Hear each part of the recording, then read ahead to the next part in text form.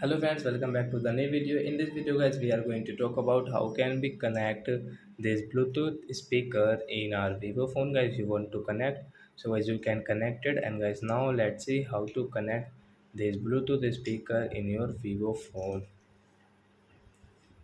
So guys, first of all guys, open your phone setting to connect this Bluetooth speaker guys. I have got the JBL speaker. Guys, click on Bluetooth and devices.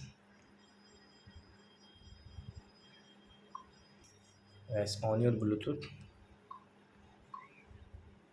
Guys, click on your device, and guys you can see this Bluetooth speaker.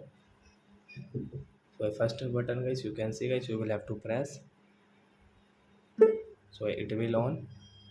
And guys, second option guys, you can see guys this Bluetooth, so you will have to press again. And guys, this guys minus, and guys plus guys volume down buttons, and guys call button you can see. So as we will on it, and guys you can see guys this JBL. So you will have to click guys this Bluetooth speaker name. So it will connect in your phone after 5 and 4 seconds guys, you can check. So as you can see guys, connected for calls and media.